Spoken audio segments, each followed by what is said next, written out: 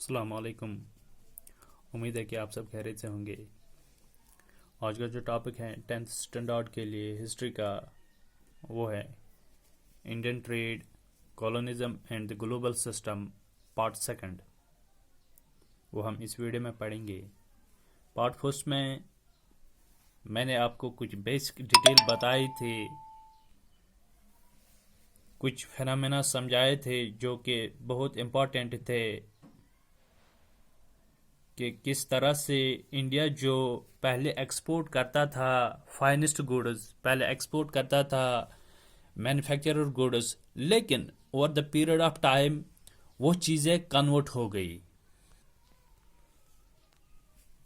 कि अब जो गुड्स की जगह हम रॉ मटेरियल सप्लाई कर रहे थे, वो सब कुछ हमने पार्ट फर्स्ट में पढ़ा। और उसमें आपको लास्ट में मैंने बताया कि किन फिनोमेना को आपको जहन में रखना है कि अब हम इस टॉपिक को आगे बढ़ ले जाएंगे कि किस तरह से इंडियन ट्रेड जो उसने शेप ली और ग्लोबल इकॉनमी में हमारा क्या कंट्रीब्यूशन था। कॉलोनिज्म के अंडर में ये सारी चीज़ें हो रही थी, गोया कि 19th सेंचुरी की हम बात कर रहे थे। तो किन चीज़ों की शॉर्टेज उस समय थी, तो उसके बाद में हमने पढ़ा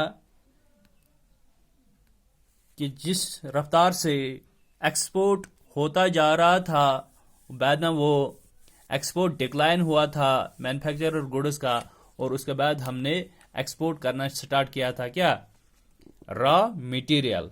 वो क्यों हमने किया था? क्योंकि उस समय ब्रिटिश मैन्युफैक्चरर्स जो थे वहाँ पे इंडस्ट्रीज आई थी, तो इन इंडस्ट्रीज के जो गुड्स थे वो इंडिया में आ गए थे।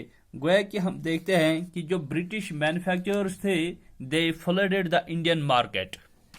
पार्ट सेकंड में हम ये पढ़ेंगे कि जो ब्रिटिश मैन्युफैक्चरर्स थे they flooded the Indian market.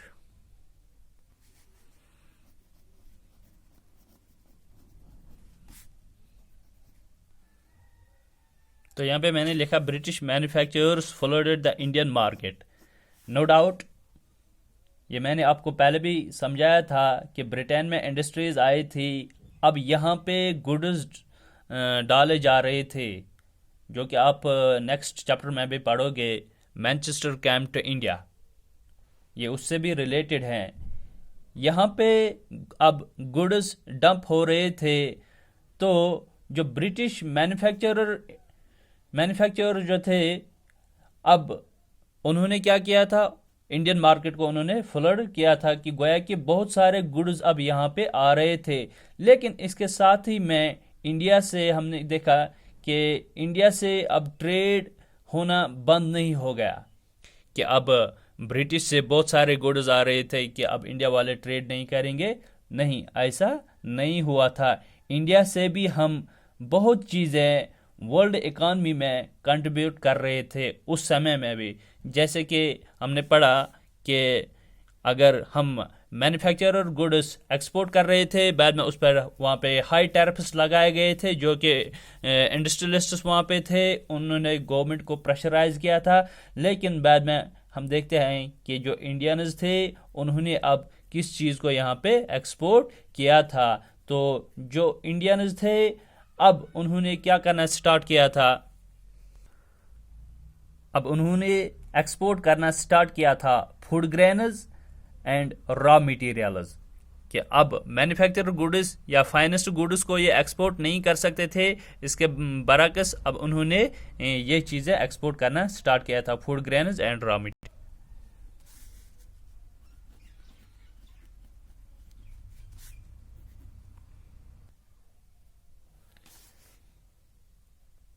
कि food grains and raw materials जो अभी एक्सपोर्ट कर रहा था इंडिया से, ये अब इंक्रीज होता जा रहा था over the period of time.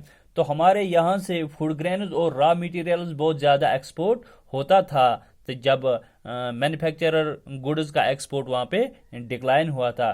पहले तो हम फाइनेंस गुड्स एक्सपोर्ट करते थे, लेकिन अब वहाँ पे इंडस्ट्रीज आए थे, ब्रिटिश मैन्युफैक्चरर्स आ रहे थे, लेकिन हमारे यहाँ से जो रॉ मटेरियल और उसके साथ साथ हम देखते हैं कि फूड ग्रेन्स भी एक्सपोर्ट होता जा रहा था।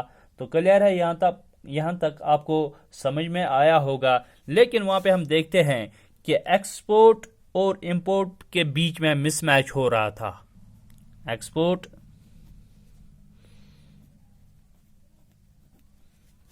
Greater than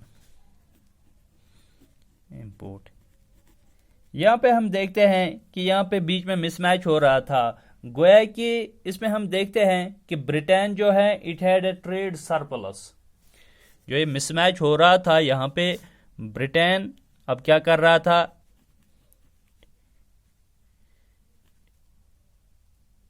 Britain had a trade surplus. ये सरप्लस क्या होता है, मैंने आपको 9th में पढ़ाया था सोशलिज्म में। कार्ल मार्क्स ने दास कैपिटल लिखी थी, तो दास कैपिटल में कुछ जो थोरीज उसने दी, उसमें एक थोरी ये भी थी, एक है थोरी ऑफ स्टेट और जो दूसरी थी थोरी ऑफ सरप्लस वैल्यू। वो मैंने उस वक्त आपको समझाया था। अब यहाँ पे हम थोड़ा रिपीट करेंगे कि Britain had a trade surplus. गोया कि जो एक्सपोर्ट होता था वो ज़्यादा होता था ब्रिटेन की जानिब से एज कंपेयर टू इंडिया। अगर ये ट्रेड करते थे, ब्रिटेन वाले इंडिया को 100 रुपया का ट्रेड करते थे और यहाँ से इंडिया वाले 20 रुपये का ट्रेड करते थे। गोया कि ब्रिटेन वाले ज़्यादा लेते थे, वो 100 लेते थे, इंडिया वाले उनसे 20 रुपया लेते थे। गोया कि उनका इंपोर्ट यहाँ पे ज़्यादा था ब्रिटेन का। तब जाके हम देखते हैं कि यहाँ पे इंपोर्ट एक्सपोर्ट में मिसमैच हो रहा था। सपोज यहाँ पे अगर ये ब्रिटेन है, यहाँ पे इंडिया है, तो ब्रिटेन यहाँ पे एक्सपोर्ट करता था, इंडिया को देता था 100 रुपये का गुड्स।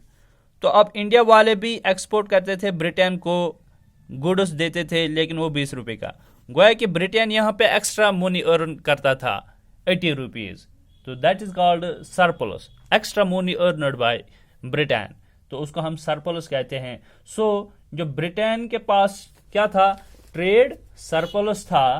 तो इसके इम्प्लीकेशंस क्या थे, इस ट्रेड के इम्प्लीकेशंस क्या थे, उस सरप्लस, ये जो एक्स्ट्रा मनी कमाते थे इंडिया से, अब ये इंडिया के साथ ट्रेड करते थे, लेकिन उस ट्रेड के दौरान ये फिर से क्या करते थे, एक्स्ट्रा मनी अर्न करते थे। उसके इम्प्लीकेशंस क्या थे ग्लोबल सिस्टम में या ग्लोबल इकॉनमी में।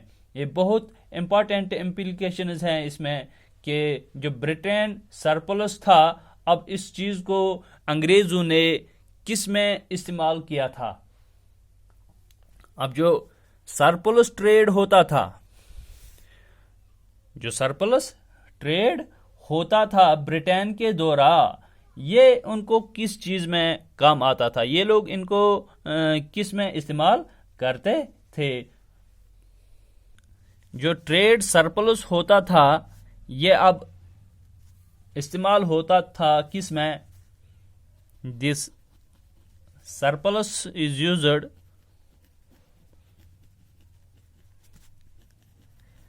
यूज्ड टू बैलेंस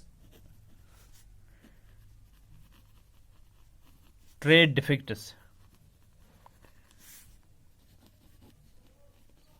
ये जो एक्स्ट्रा मनी अर्न करते थे ट्रेड में, जो सरप्लस ट्रेड होता था, ये अब ब्रिटेन वाले यूज करते थे किस में, ट्रेड जहां पे डिफिक्ट्स होते थे वहां पे ये लोग अब यही सरप्लस यूज करते थे।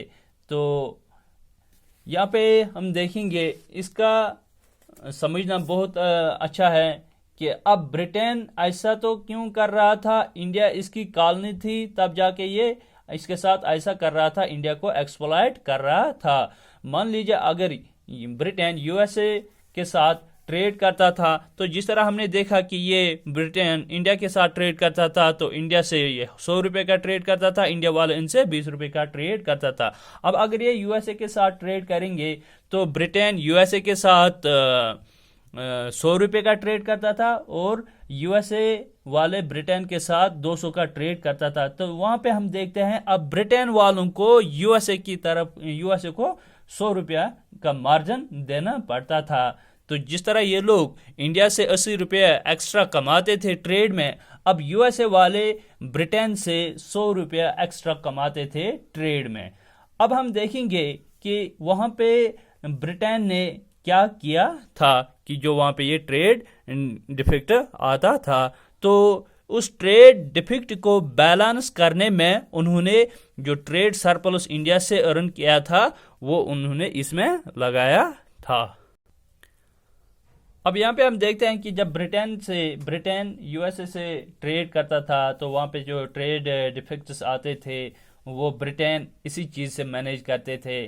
किस चीज़ से? जो यहाँ पे ये ट्रेड सरप्लस करते थे, इसी की मदद से ब्रिटेन वाले अब यूएसए के साथ ट्रेड मैनेज करते थे, उसको वहाँ पे इस्तेमाल करते थे कि इंडिया के साथ जो ट्रेड सरप्लस था उससे ये लोग मैनेज करते थे।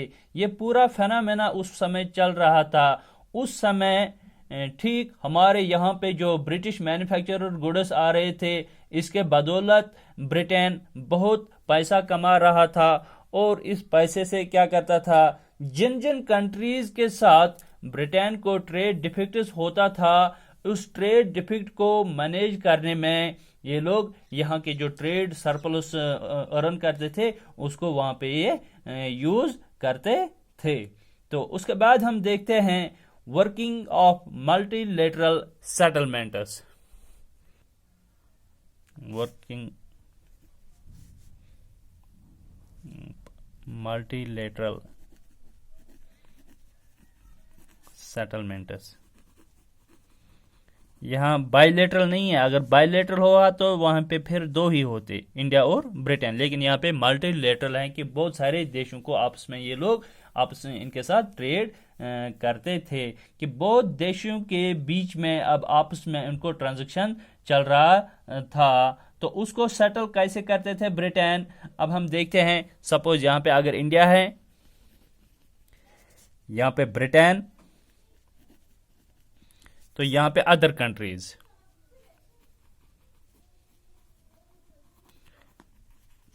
अब ब्रिटेन वाले यहां से पैसे लेते थे ट्रेड को बैलेंस करने में। अब ये इंडिया से एक्स्ट्रा ट्रेड करते थे, सरप्लस ट्रेड होता था उनको, तो ये लोग यहाँ से पैसे लेते थे, ब्रिटेन पहुंचता था, इंडिया से लेते थे, ब्रिटेन जाता था।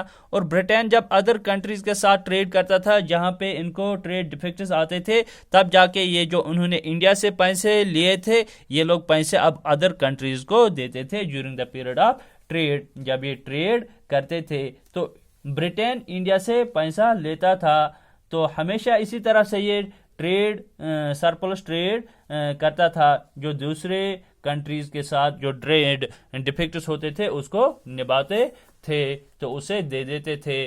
तो ऐसे हम देखते हैं कि जो मल्टीलेटरल सेटलमेंट्स हो रहा था, ये काम चल रहा था। ब्रिटेन अपनी इकोनॉमी को मेंटेन कर पा रहा था क्योंकि वो इंडिया से एक्सप्लॉइट करता था, इंडिया से ये पैसे ले रहा था। तो इसकी जो भी ज़रूरत होती थी, ब्रिटेन की जो भी ज़रूरत होती थी, वो सब कुछ इंडिया डायरेक्टली और इनडायरेक्टली फुलफिल पूरी करते थे। यहाँ तक आपको समझ में आया होगा कि किस तरह से उन्होंने सरप्लस ट्रेड को यूटिलाइज किया था वर्ल्ड इकोनॉमी में। तो वो हम इस तरह भी देखते हैं कि by helping Britain balance its defects in this way, India played a crucial role.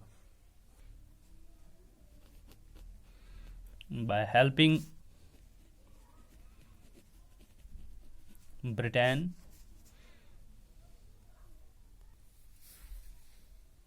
तो यहां पे मैंने लिखा by helping Britain balance its defects in this way, India played a crucial role in the world economy। तो इस तरह से हम इंडियन जो थे वो ब्रिटेन को हेल्प कर रहे थे, किस में? जो ट्रेड डिफेक्ट्स होते थे तो उसमें इंडिया ने बहुत इंपॉर्टेंट रोल अदा किया था।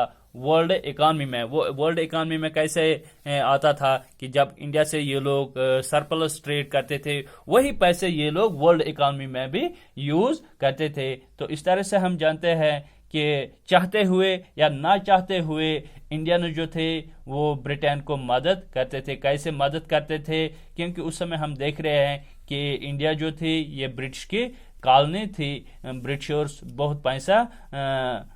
को बहुत पैसा देना पड़ता था कि जो ट्रेड डिफेक्ट्स होते थे, वो पैसा कहाँ से आता था? वो उस समय ये लोग इंडिया से लेते थे।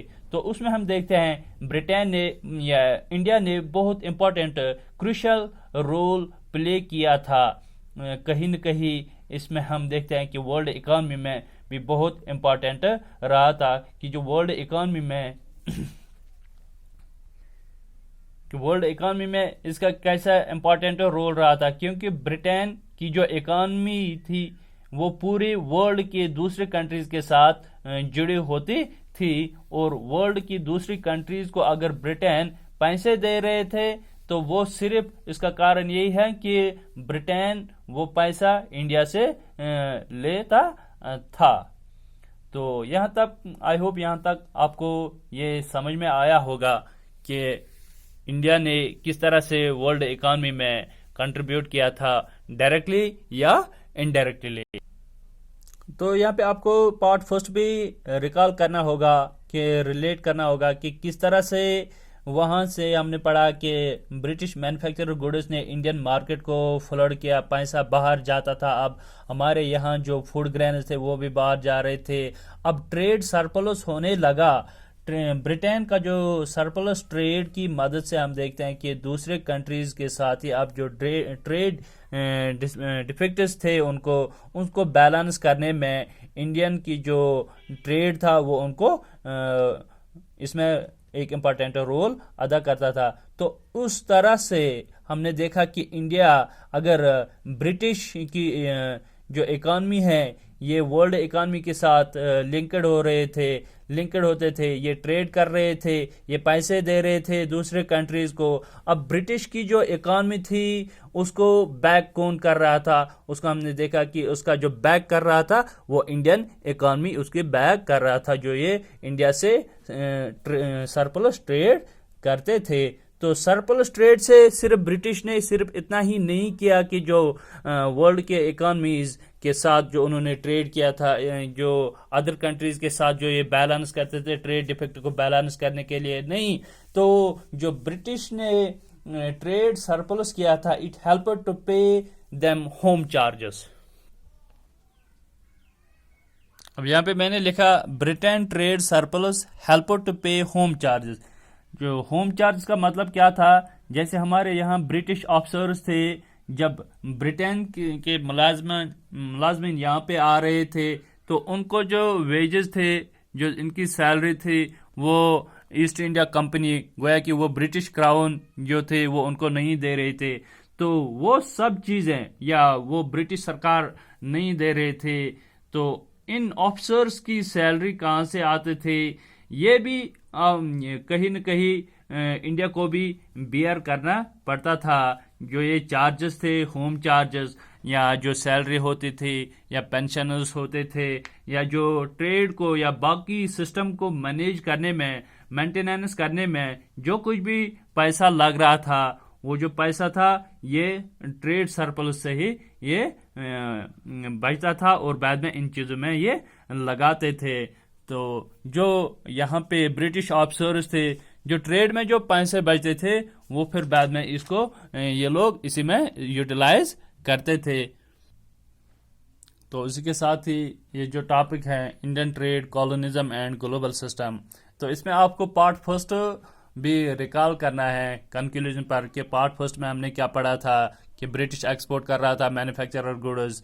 तो वहाँ पे बाद में इंडस्ट्रीज आ गई, तो इंडस्ट्रियल जो ओनर्स थे उन्होंने गवर्नमेंट को प्रेशराइज किया, तो वहाँ पे टैरिफ्स लगे। बाद में हमने पढ़ा कि जो इंडिया है कि इंडिया का जो मैन्युफैक्चरर एक्सपोर्ट था वो डिक्लाइन हुआ, लेकिन उसी रफ्तार से जिस रफ्तार से वो मैन्युफैक्चरर एक्सपोर्ट डिक्लाइन हुआ था, उसी रफ्तार से हमने पढ़ा कि अब इंडिया वाले जो थे ये एक्सपोर्ट कर रहे थे क्या कर रहे थे, रॉ मटेरियल्स अब एक्सपोर्ट कर रहे थे।